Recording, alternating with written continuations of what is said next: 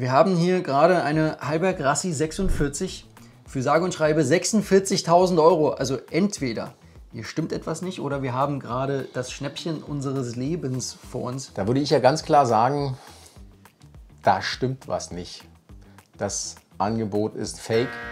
Es ist einfach Verarsche bzw. Schlimmer als das. Es ist Betrug, würde ich sagen. Einfach nur Betrug. Und darüber sprechen wir heute. Und zwar, welche Maschen es gibt beim Betrug, beim Bootskauf und wie man am besten nicht darauf reinfällt. Los geht's!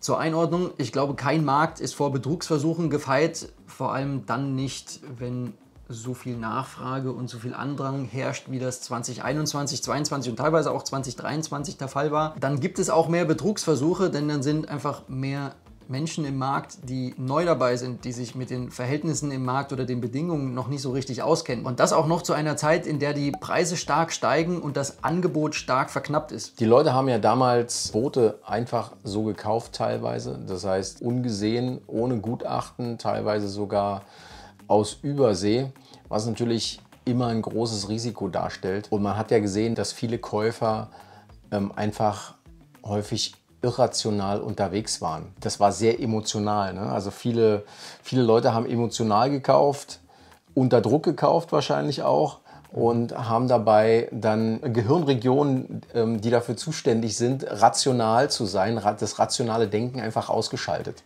Das kommt durchaus mal vor, aber das ist ja auch natürlich, also wenn ein gutes Angebot reinkommt in einer Marktlage, wo einfach alle genau sowas suchen, dann willst du der Erste sein und dann schaltet sich halt manchmal die eine oder andere Hirnfunktion aus.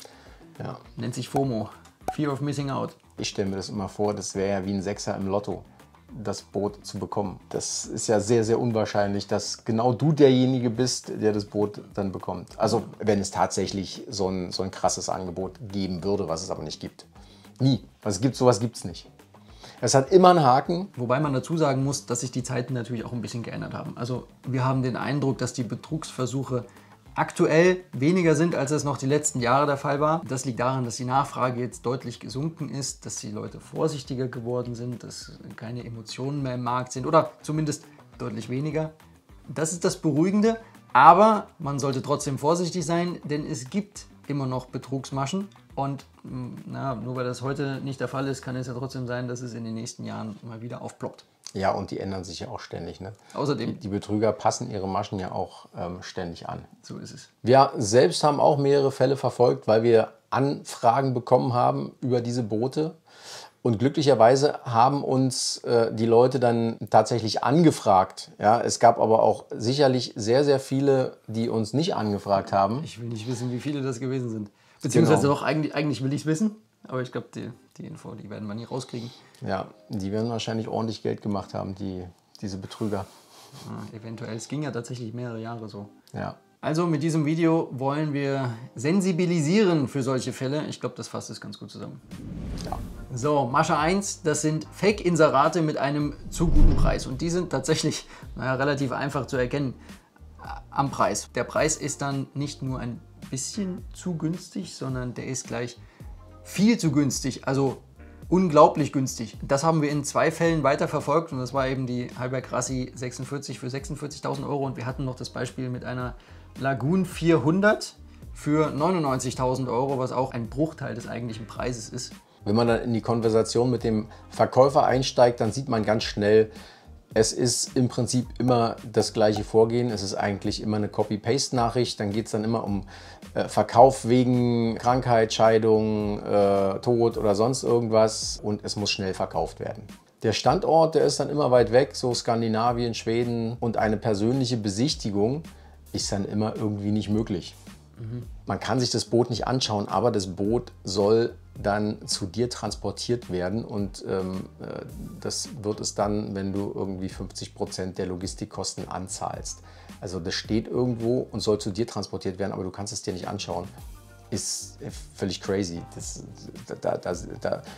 weiß ich auch nicht, da merkt man direkt und sofort, dass das ganz klar Betrug ist.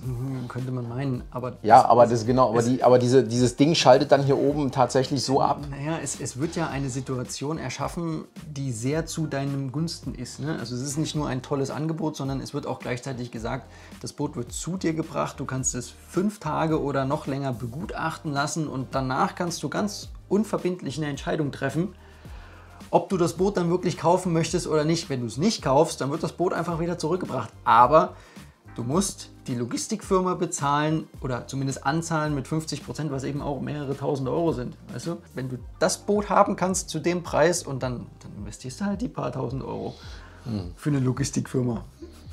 Also wenn ich dann vorher schon den Vertrag hätte, den Kaufvertrag, komplett fertig, dann hättest du ja wenigstens was in der Hand. Aber die Leute haben ja nun mal gar nichts in der Hand.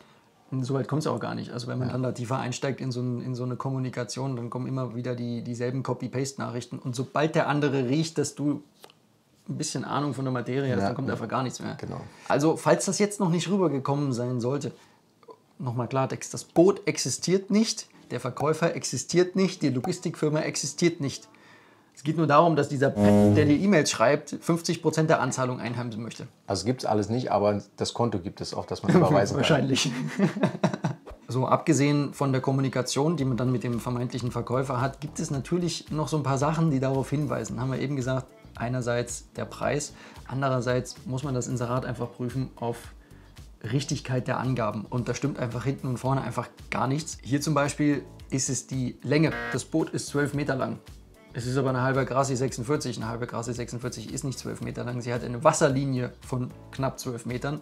Also die Heinis, die haben nicht mal hinbekommen, eine Broschüre von der halbe Grassi richtig zu lesen. Das sind einfach Schätzwerte. Das Baujahr, das stimmt ganz sicher auch nicht. 1900 wurden keine halber Grassis gebaut und erst recht nicht die 46er. Die wurde nämlich gebaut zwischen 95 und 2005. Und dann steht da noch kroatische Flagge. Wenn man aber genau hinschaut, dann ist da eine deutsche Flagge dran. Und komischerweise sind die Bilder auch immer genau da abgeschnitten, dass man die Flagge gar nicht so richtig erkennen kann. Man kann die Bilder dann auch suchen, so über Google Lens oder so rückwärts verfolgen. Dann kommt man dann auch auf das Original-Inserat. Das hat auch funktioniert und da hat man gesehen, dass das Boot schon mal verkauft wurde bei einem norddeutschen Makler. Und die haben sogar die Inventarliste 1:1 übernommen. Also an dem Beispiel konnte man ganz klar erkennen, dass das genau so gelaufen ist. Das waren jetzt ein paar Tipps zur Erkennung, aber ich glaube, grundsätzlich kann man sagen, dass egal was der Verkäufer möchte, an Vorleistungen, an Vorkasse zum Beispiel, solange man keinen unterschriebenen Kaufvertrag, also entsprechende Sicherheiten hat oder das Boot auch nicht gesehen hat, einfach nichts überweisen. Macht man nicht. Mehr gibt es da, glaube ich, gar nicht zu sagen, oder? So ist es. Außerdem würde kein seriöser Anbieter sein Boot über so eine lange Strecke irgendwie transportieren lassen, um ein Gutachten zu machen. Und wenn das Boot dann nicht gefällt oder das Gutachten nicht funktioniert hat, dann soll es wieder zurücktransportiert werden. Das ist Schwachsinn. Sowas macht niemand. Nee, das ist viel zu viel Aufwand. Wichtig zu wissen dabei, jede Plattform für Gebrauchtboote online, die kümmert sich natürlich unterschiedlich gut um ihre Inserate. Und speziell Plattformen, die, naja, ich sag mal, alt und unaufgeräumt wirken, da ist es häufig so, dass da einfach jeder inserieren kann. Und wo jeder inserieren kann, dann fällt es Betrügern leicht, solche Inserate zu schalten. Bei Boat24 zum Beispiel ist es so, dass jedes einzelne Inserat persönlich überprüft wird. Das wissen wir, weil wir sind natürlich so gut wie jeden Tag selber auf Boat24 unterwegs und wir haben ein super Verhältnis zum Team hinter Boat24. Seit vielen Jahren unterstützen sie ja auch netterweise unsere Produktion der Bootskaufvideos und mittlerweile sind sie wahrscheinlich auch die wichtigste Plattform für Gebrauchtboote im deutschsprachigen Raum, beziehungsweise Nordeuropa, würde ich sagen. Wichtig allerdings Boat24, also mit A im Namen. Also OA. Boat24. Das ist natürlich nicht die einzige Quelle, auf die wir uns stützen. Wir haben ja sehr viele Kontakte, auch verschieden von Maklern und so weiter. Wir kriegen ja auch viele Boote, bevor sie irgendwie überhaupt auf Plattformen sind. Aber Boat24 ist halt eine Plattform, mit der wir sehr gerne arbeiten, weil sie sehr aufgeräumt ist und weil da Leute dahinter sind, die sich ständig kümmern. Ne? Die ist halt immer aktuell. Das hat man bei vielen anderen Plattformen nicht. Da hat man halt auch häufig den Fall, dass alte Boote oder alte Inserate drin stehen bleiben und man denkt dann, oh, da sind ja zig Boote von dem Typen vorhanden. Und es ist gar keins mehr da. Ne? Das macht dann halt keinen Spaß. Ne? Genau, Mascha 1 gibt es, weil es das Internet gibt und man da gut anonym bleiben kann und einfach Leute über den Nuckel ziehen kann. Betrugsfall 2 ist eher realer am Boot selber. Masche 2, das sind die manipulierten Boote. Und es passiert wahrscheinlich relativ häufig, dass am Boot irgendwie geschummelt wird, dass zum Beispiel der Motor warm gefahren ist, wenn man dann zum Gutachten kommt, weil er dann einfach viel besser startet. Dass irgendwo Anti-Fouling drauf gehauen wurde, wo darunter nicht richtig gearbeitet wurde, um es zu überdecken etc. Also da gibt es diverse Sachen. Da gibt es sehr viele Sachen, an denen man schummeln kann am Boot. Also da ist eine ganz klare Sache, immer einen Gutachter holen, damit man da relativ auf Nummer sicher gehen kann. Es gibt beim Boot halt relativ teure Schäden, die man überdecken kann, wie zum Beispiel Kielschäden. Wenn man frisch gestrichene Bilgen sieht, dann sollte man doch schon mal sehr vorsichtig sein und mal genauer hinschauen, wenn da unten das Anti-Fouling alles schon neu gemacht wurde. Manchmal machen das die Verkäufer, weil sie einfach was Gutes tun wollen, aber manchmal eben auch nicht. Osmose ist auch so ein Thema, wo man genauer hinschauen soll. Häufig sind dann die Osmose-Schäden, wenn sie anfangen, werden sie verspachtelt sozusagen. Also wenn die ersten Blasen entstehen, wird dann einfach aufgemacht und gespachtelt, damit es wieder glatt ist. Das ist natürlich überhaupt gar keine Behandlung und das wird nicht funktionieren. Da werden neue Blasen kommen und das Thema wird immer größer. Aber das ist auch so ein Punkt, der häufig dann gemacht wird, um einfach das Boot zu verkaufen. Naja, manchmal wahrscheinlich auch ohne Wissen des Eigners. Ne? Das sehen wir auch ab und zu mal, dass Werften dann einfach irgendwas machen, was eigentlich nicht richtig ist. Vielleicht den Eigner nicht mal informieren. Ja, also vorsätzlich oder nicht vorsätzlich, wie auch immer, das wird halt häufig Schlamperei oder eben Vorsatz, aber das wird häufig gemacht. Deshalb, um die Wahrscheinlichkeit zu erhöhen, potenziell versteckte Fehler am Boot zu finden, unbedingt ein Gutachten machen lassen. Vor allem, wenn der Kaufpreis im eigenen Portemonnaie wehtut. Und das hat auch den netten Nebeneffekt, dass man sein Boot auch gleich noch von der technischen Seite besser kennenlernt, wenn man dem Gutachter dann über die Schulter schaut. Und solche Aussagen wie, dass keine Probefahrt möglich ist oder man doch einen Taucher runterschicken kann oder sowas, das ist alles nicht akzeptabel. Da sollte man dann doch lieber vorsorgen, als das Nachsehen haben. In der Regel kann man immer einen Kompromiss finden, wenn der Verkäufer sagt, Gutachten ist nicht möglich, dann kannst du das schon mal komplett vergessen. Da würde ich auf gar keinen Fall rangehen. Ja, lieber die Finger weglassen. Und ja, ein Gutachten ist natürlich erstmal eine Investition und ist auch ein bisschen Aufwand für alle Beteiligten. Aber es lohnt sich in den meisten Fällen, vor allem bei höherpreisigen Booten, denn man hat überhaupt erstmal die Möglichkeit, Themen, die am Boot nicht stimmen, einzupreisen. Und irgendwas stimmt immer nicht. Nicht immer. Na doch. In den meisten Fällen. In den meisten Fällen. Irgendwas gibt es immer und es ist absolut Standard. Es ist ganz klar überall Standard. Ja? Und wer kein Gutachten machen lassen will, der bewegt sich außerhalb des Standards. Es sei denn, das ist jetzt ein günstiges Boot. Also wenn dir das Boot im Portemonnaie nicht wehtut, im eigenen Portemonnaie, ja. Dann ist es ja egal, aber sowas würde ich nicht machen. Also zusammenfassend 2 Punkte. Ein Gutachten muss möglich sein und das inklusive Probefahrt und auch Check des Unterwasserschiffs. Das gehört auch dazu. Die Historie des Bootes muss natürlich auch oder sollte erfragt werden und da müssen oder sollten eigentlich verschiedene Dokumente da sein. Dokumente von Wartungen und Reparaturen, was dort gemacht wurde etc. Häufig sind die Sachen aber nicht da, muss man auch ganz klar sagen, weil die Leute entweder in bar bezahlen, wie das im Süden so üblich ist. Aber das wäre schon schön, wenn da noch was aufzufinden ist. Kommen wir zur Masche Nummer 3. Das ist der Identitätsbetrug. Also das Boot ist zwar echt, nur die Verkäufer sind es eben nicht. Folgendes Szenario: Das Boot liegt real im Hafen. Das Inserat wirkt durchaus plausibel und professionell. Also gar nicht wie in der ersten Masche. Die Verkäufer, die sind an Bord. Man begrüßt dich, man zeigt dir alles. Sie sind überraschend kompromissbereit, auch was den Kaufpreis angeht. Man einigt sich auf Kaufvertrag, eine Anzahlung, eventuell auch schon volle Bezahlung, also einmal das komplette Programm. Und dann stellt man irgendwann fest, dass die Eigner gar nicht die Eigner sind. Das wird dann zwangsläufig irgendwann auffallen. Eventuell sind die Bootspapiere gefälscht oder bestimmte Nummern, Daten im Vertrag passen nicht zur Realität. Dabei ist das Ziel natürlich, Zahlungen, Anzahlungen und so weiter einzuheimsen. Wobei das natürlich nicht rechtskräftig ist. Also wer nicht Eigentümer des Bootes ist, kann das Boot natürlich auch nicht verkaufen. So ist das. Eigentlich logisch. Und auch wichtig, man sollte den ganzen Zahlungsverkehr natürlich immer digital abhandeln.